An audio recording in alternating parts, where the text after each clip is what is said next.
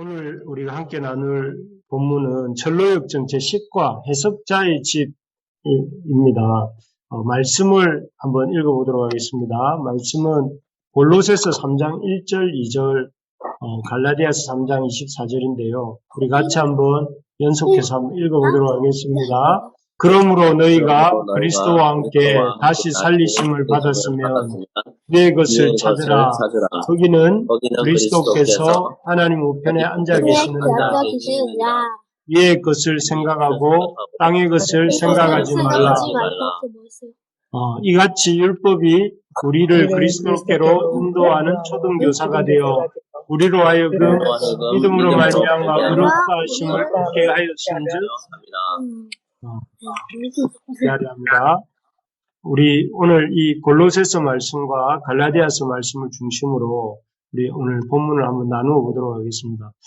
제가 보내드린 본문을 한번 다 읽어보셨죠? 예, 그 본문을 읽으신 것으로 알고 오늘 이렇게 진도를 나가도록 하겠습니다. 우리가 지난주에 크리스찬이 좁은 문에 도달해서 이렇게 그 닫혀있던 좁은 문을 이렇게 두드리는 장면을 보았습니다. 이를 통해서 우리는 하나님께서는 이 문을 열어두실 수도 있었고 스르르 열리게 하실 수도 있었지만 굳이 이렇게 좁은 문을 닫아두시고 또 그 문 위에 두드리라 그리하면 열릴 것이요 라고 쓰신 이유가 하나님께서 이 하나님의 은혜를 부어주시지만 그 은혜를 받는 방편으로 갈망함을 갖기를 원하신다 하는 것을 보았습니다. 그래서 우리가 하나님이 은혜를 주실 때에 이렇게 그냥 우리에게 이 그 갈급함 없을 때 부어주시는 것이 아니라 갈급함이 있을 때 부어주세요. 그래서 오늘도 본문에 보면 전도자의 집 앞에 도달한 크리스찬이 해석자의 집 앞에 도착한 크리스찬이 그 문을 두드리는 장면이 나와요. 그래서 모든 그 하나님의 은혜는 이 갈망에서부터 이렇게 되기를 원하신다 하는 것을 볼 수가 있습니다. 여러분들도 앞에서 우리 백집사님 기도해 주신 것처럼 말씀의 은혜를 갈망하는 마음을 가지시기를 바랍니다. 그래서 하나님의 역사에 대한 갈망함이 있을 때에 그 마음에 하나님의 그 큰 은혜가 또 이렇게 하나님의 준비하신 은혜가 부어지는 줄 믿습니다. 그래서 이 좁은 문의 교훈을 통해서 은혜를 갈망해야 된다 하는 것을 보았고요. 두 번째로는 그렇게 은혜를 갈망하는 심령에 하나님은 호의를 베푸신다 하는 것입니다. 호의, 굿윌이라고 하는데요. 그래서 우리가 하나님에 대한 은혜에 대한 갈망을 가지고 그 문을 두드릴 때에 그 수고를 헛되게 하지 아니하시고 구하라 그리하면 너에게 주실 것이요 하신 약속대로 하나님의 호의를 부어 주시는데요. 그래서 문을 두드릴 때 시종 한 사람이 나오지 않습니까? 근데 그 시종의 이름이 무엇이었냐면은 굿윌, 호의였습니다. 호의가 들어 나와서 그를 이렇게 이 팔을 잡아서 와락 안으로 끌어들이지 않습니까? 바알세불의 그 불화살에 이 크리스찬이 맞지 않도록 하기 위해서 호의를 베푸시는. 그래서 하나님은 우리가 이렇게 하나님 앞에 나와서 문을 두드리고 은혜를 구할 때에 그런 은혜를 주실 뿐만 아니라 호의, 좋은 하나님의 선하심을 우리가 덧입도록 하십니다. 그리고 이제 그렇게 이 문 안으로 들어갔을 때 하나님이 그에게 또 하나 이렇게 경험하게 하신 게 무엇이었냐면은 순례자로 살아가는 동안 걸어가야 될 좁은 길을 보여주시면서 그 좁은 길을 이렇게 벗어나게 만드는 넓은 길의 유혹자들에 대해서 이렇게 경계하십니다. 그러면서 이 호의와의 대화 속에서 또 이런 대화를 통해서 그 넓은 길로 자신을 이끌었던 그 변덕쟁이와 또 세상 지혜자의 어떤 이야기를 떠올리게 하고 그들로 인해서 그 크리스찬이 곁길로 빠질 뻔했던 기억들을 떠올리게 하면서 우리가 하나님 나라에 들어가려면 그런 어떤 참 수고와 애씀을 통해서 우리가 하나님 나라에 들어갈 수 있다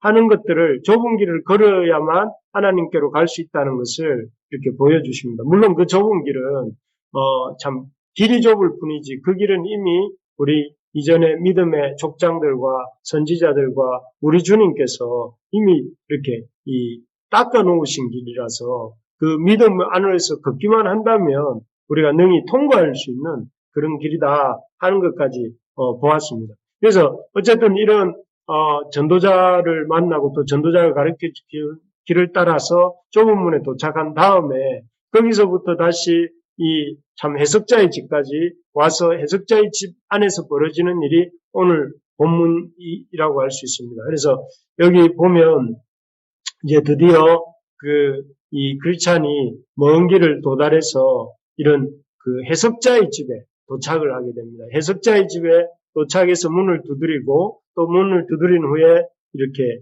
그 해석자가 나와서 크리스찬을 맞이해 줍니다. 그래서 크리스찬을 맞이한 해석자는 그 크리스찬에게 있어서 십자가에서 이 죄짐이 풀리는 체험을 하기에 앞서 그 크리스찬에게 구원의 바른 도리가 무엇인지 십자가 체험에 앞서서 크리스찬이 알아야 될 구원의 길이 구원에 대한 바른 지식이 어떤 것이 있는지를 이렇게 설명해 줍니다. 구원에 대한 바른 지식을 얻기 위해서 약 7가지에 대해서 이런 해석자가 크리스찬에게 알려주는데 오늘은 그 중에서 2가지를 함께 살펴보려고 합니다. 이 해석자가 크리스찬에게 말해준 2가지 구원의 바른 지식, 바른 구원의 지식이 무엇이냐면 첫째는 참목자상이다 하는 것입니다. 7가지나 되는 그런 구원에 대한 바른 지식들이 쭉 있는데 그 7가지 중에 제일 첫 번째로 얘기를 하는 것이 바로 이런 그 참목자상이다 하는 것은 우리가 한번 생각해 볼 필요가 있습니다. 왜 많은 지식들 중에 참목자가 누구인가 하는 것을 아는 것이 구원의 바른 지식의 가장 중요한 것이었을까 이런 것들을 생각을 해보면 이전에 크리스찬이 이렇게 이런 세상 지혜자를 만난 적이 있었죠. 세상 지혜자를 만났는데 이 세상 지혜자는 여러 번 얘기했던 것처럼 이 크리스찬이 지고 있는 이 죄짐을 굳이 천성까지 가지 않더라도 또 십자가의 좁은 문까지 도달하지 않더라도 얼마든지 이 언덕 너머에 있는 그 도덕이라는 마을에서 이렇게 그 율법이라는 선생을 만나서 그의 아들 예의를 만나서 이 짐을 얼마든지 이 크리스찬 스스로 벗을 수 있다고 말을 하죠. 그래서 크리스찬이 이 말에 혹해서 이렇게 그의 말을 듣고 좁은 길을 벗어나서 이렇게 넓은 도덕이라는 마을을 향해 난 길을 걸어가는데요. 걸어가서 이제 마침내 그 도덕마을 입구 어귀에 이르렀을 때 그 짐이 이제 스르르 벗겨질 줄 알았는데 오히려 길은 이렇게 아주 가팔라지고 길이 가팔라질 뿐만 아니라 그 한 산이 있는데 그 산이 우리 크리스찬을 덮칠 듯이 무너져 이렇게 크리스찬을 깔아뭉갤 듯이 이렇게 무너지려고 하고 그리고 그 산에서는 뜨거운 불이 나와서 지금 크리스찬을 다 불태워버리려고 하는 길은 가팔라지고 이렇게 산은 자기에게로 무너지려고 하고 불은 뜨겁게 타올라서 크리스찬을 태워버릴 것처럼 이렇게 해서 결국 멸망할 것 같은 그런 두려움을 이렇게 느끼게 됩니다. 그런 경험을 크리스찬이 해보았기 때문에 참 이 경험을 통해서 우리가 알게 되는 것이 무엇이냐면은 거짓 선생, 세상 지혜자와 같은 거짓 선생을 만나게 된다는 것은 순례의 길에서 벗어나게 되고 또 벗어날 뿐만 아니라 헛된 믿음을 구원에 대한 잘못된 믿음을 갖게 되고 결국은 죽을 고생만 하다가 낙심하고 멸망에 빠지게 되는 그런 어떤 결과가 온다는 것을 이미 우리는 보았습니다. 그래서 거짓 선생을 이렇게 잘못된 선생을 만나면 그 인생이 영혼이 육이 다 망쳐지고 만다 하는 것이죠. 오늘날도 그렇지 않습니까? 잘못된 그 사이비 이단에 빠져서 인생을 다 몽땅 허비해버리고 그 자신뿐만 아니라 그 자녀들까지 엄청난 고통 속에 몰아넣는 그런 많은 사람들이 그런 그 고통을 겪는 사람들이 많이 있습니다. 그런데 그런 사람들의 공통점이 무엇이냐면은 거짓 선생들을 만났다는 것이죠. 사이비 이단 교주들을 만나서 그 거짓 선생에 의해서 그들이 이렇게 엄청난 고생을 한다 할 수 있는데 그렇기 때문에 우리가 거짓 선생에 속아서 이렇게 인생을 허비하다가 멸망에 이르지 않기 위해서는 그 무엇보다 참 목자가 어떤 분인가 이 참 목자에 대한 바른 관점을 가져야 되는 것이죠. 그리고 그 참 목자에 대한 관점을 가지는 일이야말로 영혼의 생사가 걸린, 이 땅에서 우리 영혼의 생사가 걸릴 만큼 중요한 문제이기 때문에 우리가 이렇게 이 해석자도 제일 먼저 이 해석자가 크리스찬에게 7가지 교훈 중에 제일 첫 번째로 참목자상에 대해서 말해주고 있습니다. 그래서 여러분 우리가 참 무엇보다 우리를 이끌어갈 참목자를 잘 분별하고 찾아야 되겠는데요. 그렇습니다. 그러면 참목자는 어떤 존재가 참목자인가 하는 것들을 이 크리스찬이 한 대략 4가지 정도로 요약할 수 있게 말을 합니다. 그 크리스찬이 말하는 이 참목자상은 첫 번째가 무엇이냐면은 우리 여기 보시면 참된 진리를 알고 그 죄인들에게 그 진리에 대해서 진지하고 신중하게 드러내 보이는 것. 그러니까 참목자상 첫 번째는 이 진리를 아는 것이 중요합니다. 그리고 죄인들에게 그 진리에 대해서 진지하고 신중하게 드러내 보이는 것이라고 되어 있습니다. 참된 목자는 하나님이 자기에게 맡기신 양무리들을 하나님의 진리의 말씀으로 양육하는 사람입니다. 그래서 그 참된 목자는 그가 양무리들을 기쁘게 하는 목적이 그 참된 목자의 존재 이유는 양무리들을 기쁘게 하는 것이 아니라 그가 맡은 양무리들로 하여금 하나님의 말씀대로 하나님의 진리대로 살아갈 수 있도록 도와주는 사람입니다. 그래서 그 양무리들이 자신들의 죄를 깨닫고 그 죄로부터 회개하고 돌아서서 그래서 그들이 하나님께로 나아가도록 돕는 사람이 참된 목자다 하는 것이죠. 그래서 그 크리스찬은 여기 보시면 그렇게 되어 있습니다. 그래서 이 참된 목자의 모습을 묘사할 때 아주 신중하게 보인다 했어요. 아주 거짓이 없고 진지한 것이죠. 그리고 그는 여기 보면 그의 손에는 최고의 책이 들려있다. 성경의 말씀이죠. 그리고 그 책을 가지고 신중하게 전하는 사람이 참 목자다. 그래서 사람들을 즐겁게 하고 재미있는 이야기를 하고 감동적인 이야기를 하는 게 목적인 사람이 아니라 하나님의 말씀을 아주 이렇게 신중하게 아주 그 말씀에 대해서 가감하지 않고 그의 입술에 진리의 법칙이라고 했는데 진리를 있는 그대로 그가 갖고 있는 하나님의 말씀으로부터 진리에 대한 말씀을 뽑아서 신중하게 전하는 사람이 바로 참목자다 하는 것입니다. 그래서 우리가 참 이렇게 하나님의 말씀을 어떤 사람이 참된 목자인가 하고 찾을 때에 기억해야 될 것은 그 사람이 얼마나 하나님의 말씀을 이렇게 진지하게 또 하나님의 말씀을 신중하게 전하는가 하는 것들을 이렇게 먼저 주의해서 살펴봐야 된다 하는 것입니다. 그래서 그가 그 설교를 통해서 참된 어떤 목자라고 하는 사람이 설교를 통해서 사람들의 귀만 즐겁게 할 뿐 또 진리의 말씀으로 변화된 삶을 살게 하려고 하는 마음이 없는 그런 사람, 그 귀만 즐겁게 하는 그런 사람을 이렇게 만난다면 그 사람이 참 거짓 선생이구나 이렇게 생각하고 돌아서야 된다는 것입니다. 돌아서서 진리의 말씀, 회개와 각성의 말씀을 전하는 그런 이에게로 나아가야 하고 또 그를 통해서 이렇게 그를 따라가는 우리가 되어야 된다 하는 것이죠. 바라는 것은 우리 교회가 하나님 말씀만을 선포하고 또 하나님 말씀을 이렇게 신실하게 전하고 또 그 말씀을 따라가는 우리 부르심의 교회가 되기를 진심으로 축복하고 소망합니다. 그래서 우리 교회가 참 우리의 진정한 목자가 되신 주님을 향해서 이렇게 주님의 진리의 말씀을 힘있게 신중하게 전하면서 그 말씀대로 이렇게 살고자 애쓰는 그런 우리 교회, 우리 성도님들 되시기를 주님의 이름으로 기원합니다. 두 번째로 보면 참목자는 어떤 사람이냐? 참목자는 진리의 말씀을 신중하게 드러내는 사람이다 하는 것이 첫 번째였다면 두 번째는 참목자는 어떤 사람이냐? 위의 것을 생각하고 추구하는 사람이다 이렇게 되어 있습니다. 여기에 보면 그 참목자에 대한 묘사 중에 이렇게 나옵니다. 참목자는 이 그림에 나오는 사람이 참목자의 그림이잖아요, 지금. 이 참목자에 대한 묘사 중에 이렇게 되어 있습니다.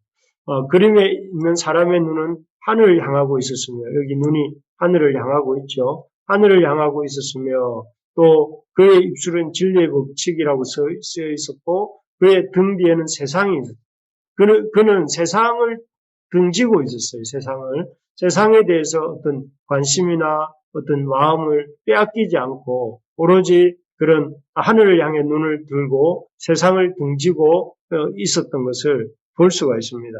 이 모습을 통해서 그가 참목자는 어떤 사람이어야 하는지를 우리에게 보여주는데요.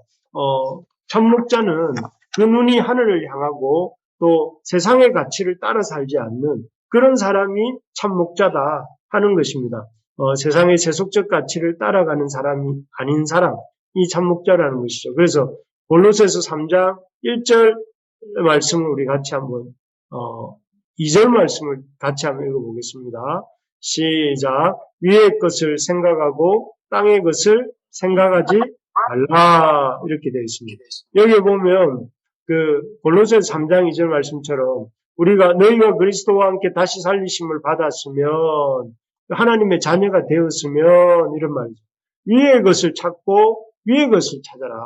이 땅의 것을 찾지 말고 왜냐하면 너희가 하늘 백성이니까 하나님의 위의 것을 생각하고 찾으라 이렇게 말씀하고 있습니다.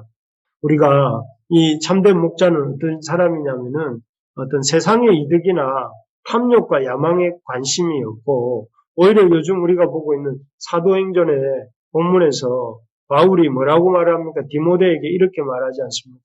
때를 얻든지 못 얻든지 복음을 전파하라. 사실 디모데후서 4장 8절에 나온 이 말씀을 쓸 무렵에 바울 자신은 감옥에서 언제 죽을지 모르는 그런 어떤 생명이 경각에 달려있는 사형수 신분이었지 않습니까?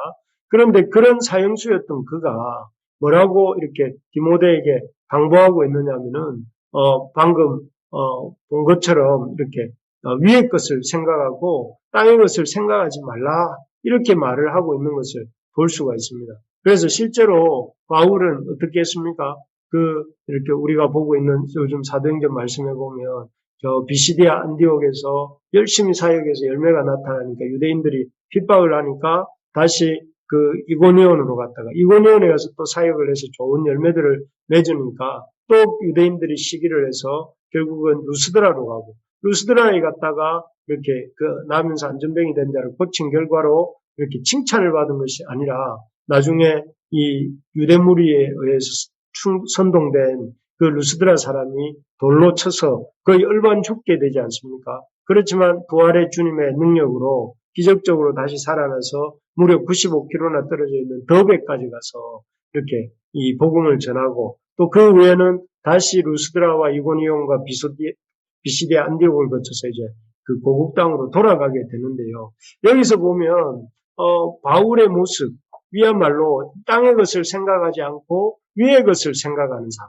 그래서 이 땅의 어떤 자신의 편안과 자신의 어떤 멋있는 삶을 위한 뭔가를 소유하는 데 관심이 있었던 것이 아니라 위의 것.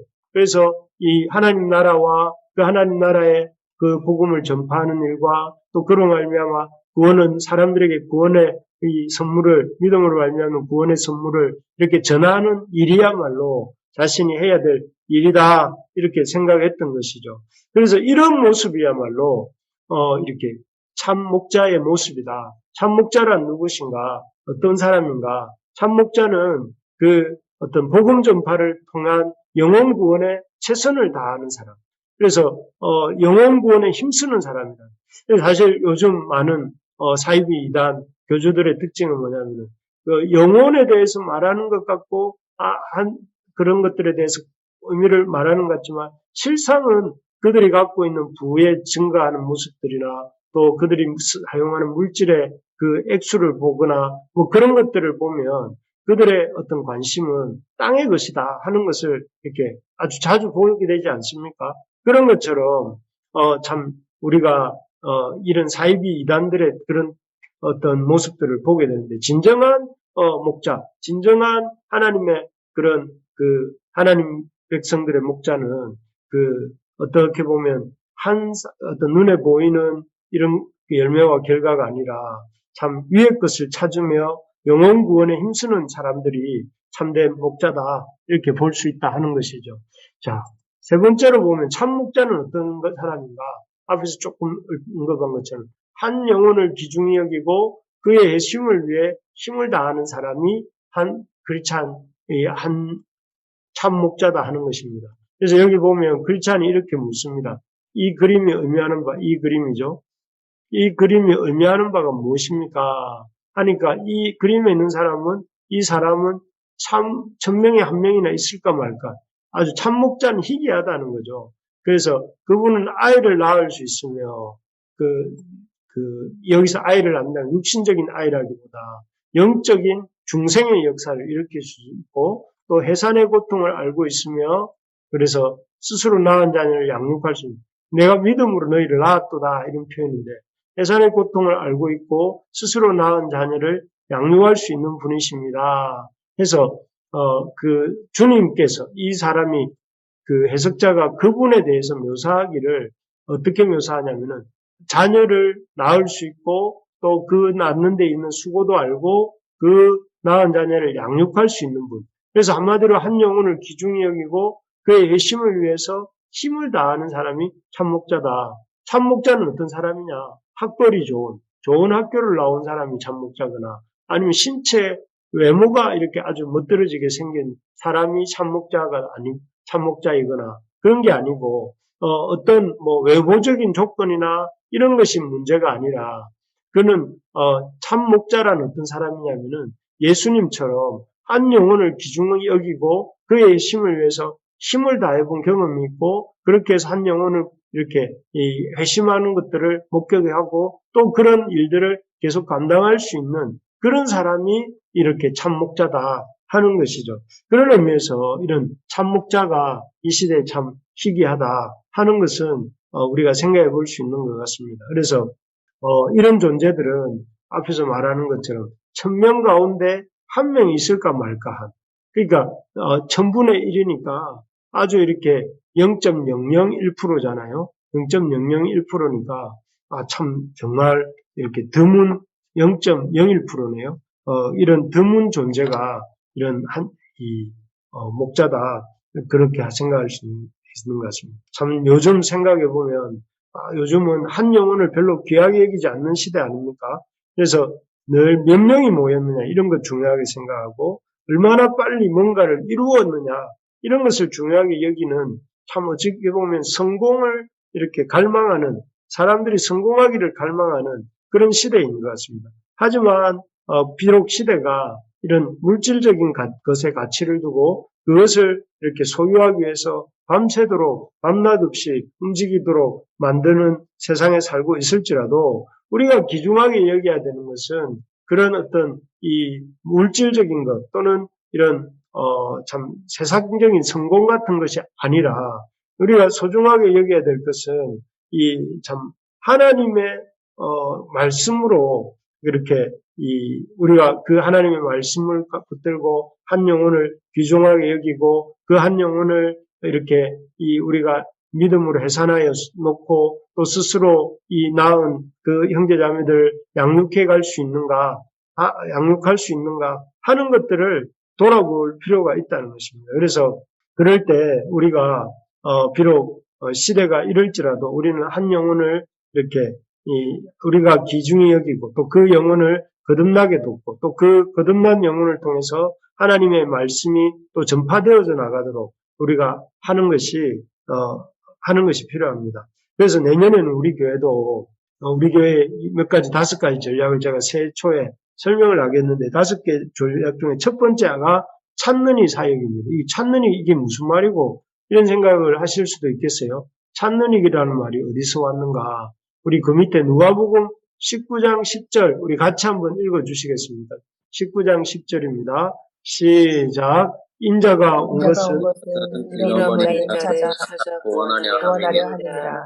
여기에 보면 예수님이 오신 목적에 대해서 밝히시면서 뭐라고 하시냐면은 자기는 잃어버린 자를 찾아 구원하는 자다. 구원하기 위해서 온 자다. 여기도 이 말은 찾는 일을 찾는 이런 일을 하기 위해서 왔다. 예수님께서 오신 목적은 잃어버린 자를 찾아 구원하려 합니다. 이렇게 말씀하세요. 그리고 요한복음 4장 23절을도 우리 한번 같이 한번 읽어봅시다. 시작. 아버지께 참되게 예배하는 자들은 영과 영과 진리로 진리로 예배하오니 곧 이때라. 아버지께서는 자기에게 이렇게 예배하는 자들을 찾으시니라. 찾으십니다. 여기에 보면 우리 하나님께서 예배하는 자들을 어떻게 하신다고 되어 있습니까? 찾으신다고 되어 있죠. 그래서 하나님이 하시는 일은 찾는 사역이에요. 그래서 잃어버린 자를 찾는 것, 그리고 하나님께 신령과 진정으로 예배하는 자를 찾는 것, 이게 하나님의 사역인데 우리 부르심의 교회도 이 찾는 이 사역에 우리의 힘을 쏟으려고 해요. 그래서 우리가 참 이렇게 이 2월부터는 매주 시간을 정해놓고 이렇게 교회당 앞에서 시간을 정해놓고 전도도 하고요. 또 1년에 2번은 새가족 초청 공연, 우리가 증인과 이렇게 연합사역하고 있지 않습니까? 그래서 새가족 초청 공연을 또 이렇게 하려고 하고 올해도 2번 했죠. 그리고 내년에는 새가족 초청 예배를 한번 드려보려고 해요. 새가족들이 우리 주님이 찾으시고 찾도록 찾으시는 그 사람이 우리 주님을 예배하는 자리에 나와 볼 수 있도록 우리가 새가족 초청 예배를 1년에 2번 정도 드리려고 하고 2번 정도는 또 공연도 하고, 그래서 내년에는 목표가 우리 교회를 통해서 이렇게 하나님의 찾는 이가 10명 이상 주님께 새로운 영혼들이 돌아오는 그런 한 해가 되기를 간절히 소망합니다. 그래서 우리 교회 가운데 잃어버린 자를 찾아 구원하는 역사가 하나님 앞에서 많이 일어나게 되기를 주님의 이름으로 축복합니다. 교회에 나와서 하나님 말씀 듣고 하나님 말씀으로 변화되어서 우리가 하나님의 은혜로 변화된 사람들입니다 하고 간증할 수 있는 그런 사람들이 10명 이상 우리 교회에 나오기를 우리 매일같이 한번 기도해 보려고 합니다. 여러분들도 같이 기도해 주세요. 그렇습니다. 그리고 네 번째로 보면 하나님의 이런 참목자상, 주님을 통해서 제자들에게 보여주신 참목자의 모습은 무엇이냐면은 황금 면류관을 기대하는 사역자라는 것입니다. 그래서 이 땅에서는 우리가 상급을 기대하기보다 하나님이 주시는 의의 면류관, 황금 면류관을 기대한다는 것이죠. 그래서 바울이 디모데에게 이렇게 말을 한다. 우리 같이 한번 읽어봅시다. 시작. 이제 후로는 나를 위하여 의의 면류관이 연비되었으므로 주 의로우신 재판장이 그날에 내가 주실 것이며 내게만 아니라 주의 나타나심을 사모하는 모든 자에게 도니라. 여기 보면 하나님이 여기에 보면 우리 누군가를 위해 바울을 위하여 의의 면류관을 예비하셨고 또 주 곧 의로우신 재판장이 면류관과 함께 그날에 내게 주실 것이며 내게만 아니라 주의 나타나심을 사모하는 모든 자에게 도니라 라고 해서 주 하나님께서 의의 면류관으로 바울의 머리 위에 씌우시고 그 면류관을 통해서 그를 이렇게 높이시겠다 하는 말씀을 하고 있죠. 그래서 참된 목자의 특성은 이 땅에서의 번영과 상급이 아니라 사이비 이단들이 그러하듯이 땅에서 번영하고 상급을 누리고 받고 번영을 추구하는 그런 것이 아니라 하나님 나라에서 주실 하나님의 상급을 기대하면서 위의 것들을 추구하면서 하늘의 소망을 안고 살아가는 사람이 참된 목자다. 그래서 참된 목자는 누군가? 참된 목자는 참 이렇게 하나님의 이 상급을 기대하면서 위의 것을 추구하고 하늘 소망을 안고 살아가는 사람. 그래서 이 땅에서의 번영과 상급과 번영, 그러한 것들을 이렇게 절대시하지 않는 그런 사람이 바로 하나님의 그런 면류관을 기대하는 사람이다 말할 수 있다는 것입니다. 그래서 우리가 참 한 영혼을 귀중하게 여기고 하나님의 말씀을 붙들고 달려가는 그런 사람들이 우리 모두가 됩시다. 그래서 참된 목자상에 대해서 바울이 쭉 말을 해줬습니다. 참된 목자상이 뭡니까? 여기 보는 것처럼 진리를 알고 죄인들에게 그 진리에 대해서 신중하게 드러내 보이는 것. 참된 진리를 죄인들에게 그 진리 있는 그대로 진지하고 신중하게 드러내 보이는 것이 이렇게 참된 목자의 모습이다 하는 것이고, 두 번째로는 위의 것을 생각하고 추구하는 것이 참 목자의 모습이다. 그래서 이런 그 참 목자 상에 보면 사람의 눈은 하늘을 향하고 있었으며 그의 손에는 최고의 책이 들려 있었으며 하면서 그의 등 뒤에는 세상이 있었다라고 해서 그가 어떤 세상의 가치나 세상의 가치관을 뒤로하고 그의 눈은 항상 하늘을 향하고 있었다라고 해서 위의 것을 추구하는 삶을 살고 있었던 이런 모습을 이렇게 볼 수가 있습니다. 그리고 그렇습니다. 그래서 이런 것들을 쭉 이렇게 보면서 자 이제 이런 참목자상을 우리가 기대하면서 그 두 번째로 이제 그런 하나님께서 그 이 참목자의 모습을 보여주신 다음으로 이런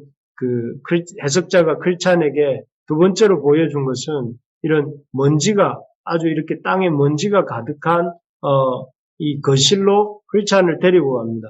이 크리스찬을 데리고 가서 거기서 한 장면을 보여주는데요. 한 남자가 이렇게 이렇게 바닥을 쓸고 있었는데 그 바닥을 쓸 때에 바닥에 있던 먼지가 자욱하게 올라와서 이렇게 들고 일어나는 모습이었습니다. 그러다가 그 먼지가 이렇게 너무 가득해서 이 크리스찬이 입을 막고 있는데 숨을 쉴 수 없을 정도가 됩니다. 그럴 때에 참 이렇게 견딜 수 없을 때 그 해석자가 한 여인에게 이곳에 물을 뿌리고 그 비질을 할 것을 이렇게 명하죠. 그럴 때 이 여인이 물을 뿌리고 비질을 할 때 이 먼지가 깨끗하게 이렇게 깔아앉는 것을 이렇게 보여줍니다. 이 보여주는 이 모습을 통해서 그 해석자는 율법과 복음에 대해서 알려주는데요. 이 거실의 먼지는 뭐냐면은 인간의 원죄와 심령의 내적 부패를 말합니다. 여기에 있는 이런 먼지들은 인간의 마음속에 들어있는 죄와 또 그 죄로 인한 부패한 인간의 모습을 보여줍니다. 그래서 인간은 그런 그 하나님 앞에서 범죄한 인간의 마음에는 그 범죄 이후에 이런 먼지가 가득하여서 그 먼지가 이렇게 온 죄가 가득한 어떤 인간의 모습을 이렇게 보여주고 있는 것입니다. 그런데 이 먼지는 참 우리 인간의 전적 부패를 보여준다고 할 수 있죠. 그런데 이 전적 부패한 인간의 상태에 대해서 창세기 6장 5절은 이렇게 말합니다. 홍수 심판 직전에 주신 말씀이죠. 뭐라고 하시냐면은 사람의 죄악이 세상에 가득함과 그의 마음으로 생각하는 모든 계획이 항상 악할 뿐임을 아시고라고 되어 있어요. 이 인간의 상태가 어떤 상태냐면은 항상 악한 상태, 악한 상태가 생각하는 것과 모든 계획이 항상 악할 뿐이다.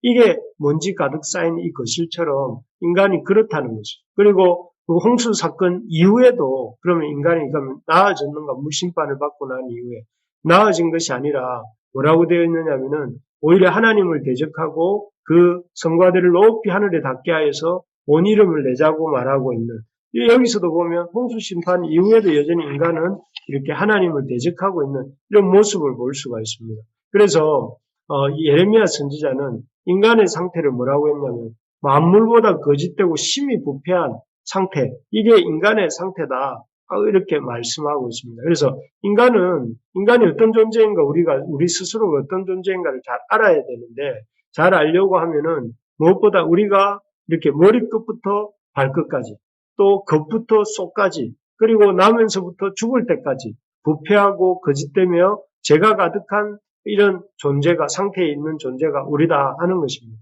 그래서 그런 우리의 상태를 이렇게 알려주는 게 바로 이 남자의 역할입니다. 이 남자는 누구냐면 바로 율법을 상징하는 것입니다. 이 남자가 들고 있는 비질을 통해서 이렇게 바닥에 먼지가 있다는 것이 드러나게 되고 그 먼지가 사람 눈에 보이게 또 이렇게 먼지 구름을 일으키면서 올라오지 않습니까?